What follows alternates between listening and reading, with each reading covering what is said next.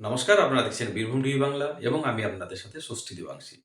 গত কয়েকদিন ধরে পশ্চিমবঙ্গের রাজ্য রাজনীতিতে একটি বিষয় চূড়ান্ত আলোচিত হচ্ছে।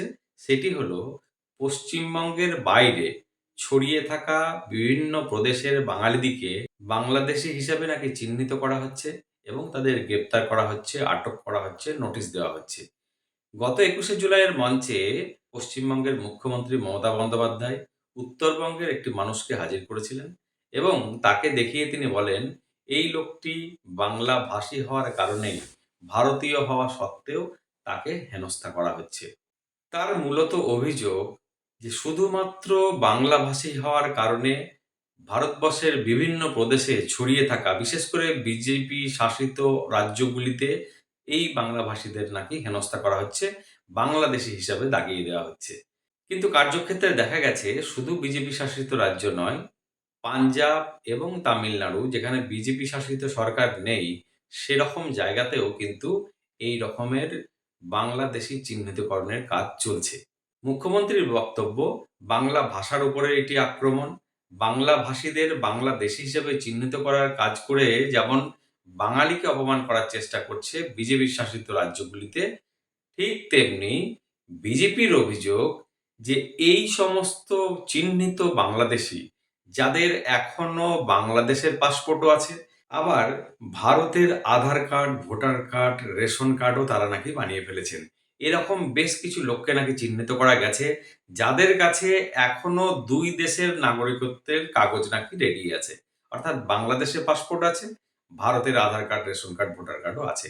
বিজেপির অভিযোগ, পশ্চিমবঙ্গের বিভিন্ন জায়গা থেকে এই লোকগুলি তাদের রেশন কার্ড, ভোটার কার্ড বা আধার কার্ডগুলি করেছে। তৃণমূল কংগ্রেসের মুখপাত্র কুণাল ঘোষ বা সিপিএম এর মুখপাত্র শতরূপ ঘোষ, তারা বলছেন যে একজনও যদি অনুপ্রবেশ করে থাকে ভারতবর্ষে, অনুপ্রবেশকারী যদি বাংলাদেশ থেকে হোক বা যেকোনো জায়গা থেকে হোক, যদি এসে থাকে তার দায় কিন্তু কেন্দ্র সরকারের। কারণ সীমান্তগুলিতে বিএসএফ পাহারা দেয় এবং এই বিএসএফ হচ্ছে কিন্তু কেন্দ্র সরকারের অধীনস্থ। অর্থাৎ যদি অনুপ্রবেশ করে থাকে এখানে, তার দায় কিন্তু কেন্দ্র সরকারকেই নিতে হবে। ঠিক তেমনি বিজেপির অভিযোগ যে, যে লোকগুলো এখানে এসে এরকম আকছার রেশন কার্ড, ভোটার কার্ড, আধার কার্ড বানিয়ে ফেলছেন, তাদের এই রেশন কার্ড, ভোটার কার্ড দেওয়ার কাজ কারা করছে? দোষী তারাও। এই নিয়ে বিবদমান বিভিন্ন রাজনৈতিক দলগুলি। মুখ্যমন্ত্রী গতকাল একটি সাংবাদিক সম্মেলনে বলেছেন ২টি উদাহরণের কথা।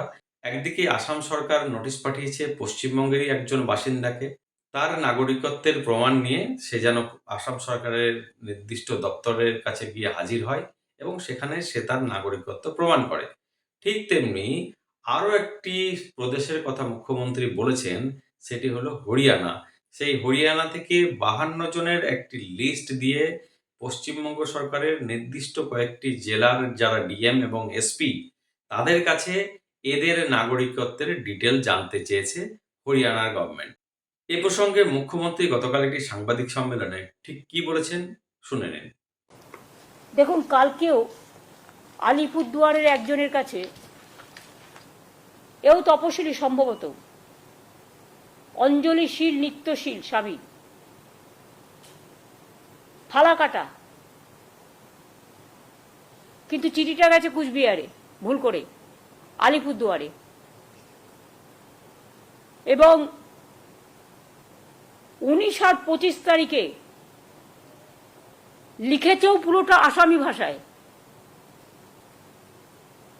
এবং আসাম গভর্নমেন্ট থেকে। এই দেখুন, ফরেনার্স ট্রিব্যুনাল কোকরাঝড়, এখান থেকে চিঠিটা গেছে। বাংলার ব্যাপারে আসাম কি করে হস্তক্ষেপ করে? এটা শুধু আনএথিক্যালি নয়, আনকনস্টিটিউশনাল, ইললিগাল, এবং ওরা কিন্তু সীমারেখা লঙ্ঘন করছেন। আমি ডাবল ইঞ্জিন সরকারকে, বিজেপিকে বলবো, নিজেদের চরকায় তেল দিন। ওখানে তো কালী মন্দিরও ভাঙছেন, দাঙ্গা করছেন, ঘরবাড়ি পুড়িয়ে দিচ্ছেন, মানুষ উচ্ছেদ করছেন, ডিটেনশন ক্যাম্পে সবাইকে রেখে দিয়েছেন, অনেক মানুষকে, অনেক মানুষের নাম বাতিল করেছেন। এইভাবে যদি মনে করেন আপনারা দেশ চালাবেন, দেশটা কিন্তু বিভক্ত হয়ে যাবে, এবং দেশ যদি একবার বিভক্ত হয়ে যায় তাহলে দেশের শক্ত কাঠামোটা নষ্ট হয়ে যাবে। এটা আমরা কেউ চাই না। আমরা চাই আমাদের দেশ ঐক্যবদ্ধ, শক্তিশালী থাকুক। এবার দেখুন, বাংলাদেশ সাসপেক্ট করে আজকে আবার একটা চিঠি এসছে গভর্নমেন্ট অফ ইন্ডিয়া থেকে, ওই হরিয়ানা থেকে, হরিয়ানার গুরগাঁও থেকে, ডাবল ইঞ্জিন সরকার। সেখানে অনেকগুলো নাম দিয়ে বলা হচ্ছে, in all district Kolkata, district collector মানে ডিএমদের কাছে, মালদা জেলা, দক্ষিণ দিনাজপুর জেলা, উত্তর দিনাজপুর জেলা, নদিয়া জেলা, মুর্শিদাবাদ জেলা, কুচবিহার জেলা, উত্তর 24 পরগনা জেলা, এবং অল এসপিকেও বলা হয়েছে যে এই নামগুলো সব ভেরিফাই করে ইমিডিয়েট আমাদের জানাও এমএইচ এর গাইডলাইন্স অনুযায়ী। এরা কি চাইছে, বাংলাটাকে দখল করতে নাকি? মানে গায়ের জোরে বাংলা রাজ্যটাকে উঠিয়ে দিতে? ভাষা সন্ত্রাস চলছে, মানুষের উপর অত্যাচার সন্ত্রাস চলছে।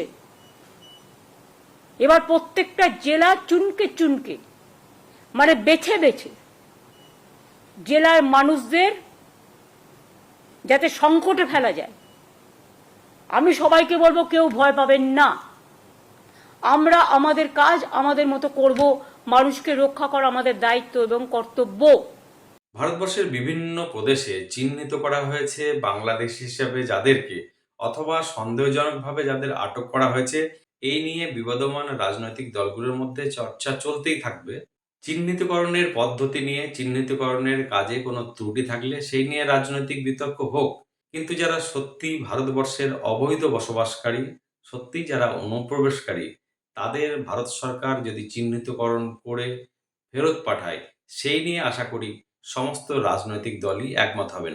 তবে ওই দিনের শেষে কুণাল ঘোষ, শতরূপ ঘোষের যে অভিযোগ, যদি অনুপ্রবেশ একজন হয়ে থাকে তার জন্য দায়ী কেন্দ্র সরকারের বিএসএফ, ঠিক তেমনি এখানে যদি অবৈধভাবে কেউ রেশন কার্ড, ভোটার কার্ড, আধার কার্ড তৈরি করার সুযোগ পেয়ে থাকে, তার দায়ও কিন্তু সেই অঞ্চলের প্রশাসনের। এখন কোন পদ্ধতিতে এবং কোন কোন নথির ভিত্তিতে বৈধ নাগরিকত্ব পরীক্ষা করে কেন্দ্র সরকার বা ওই সমস্ত প্রদেশের সরকার যেখানে আটক করা হয়েছে শুধুমাত্র সন্দেহের ভিত্তিতে, এখন লক্ষ্য থাকবে সেদিকে যে ঠিক কোন পদ্ধতি অবলম্বন করে এবং কোন কোন নথির ভিত্তিতে এই নাগরিকত্বর প্রমাণ খুঁজে বের করে কেন্দ্র সরকার, বা যেসব প্রদেশে বাংলাদেশী হিসাবে চিহ্নিতকরণের কাজ চলছে সেই সমস্ত প্রদেশে কোন নথি এবং কোন পদ্ধতির ভিত্তিতে তাদের নাগরিকত্ব যাচাই হয়। সমস্ত রাজনৈতিক দলের পাশাপাশি সাধারণ জনগণের নজর থাকবে সেদিকে। নমস্কার।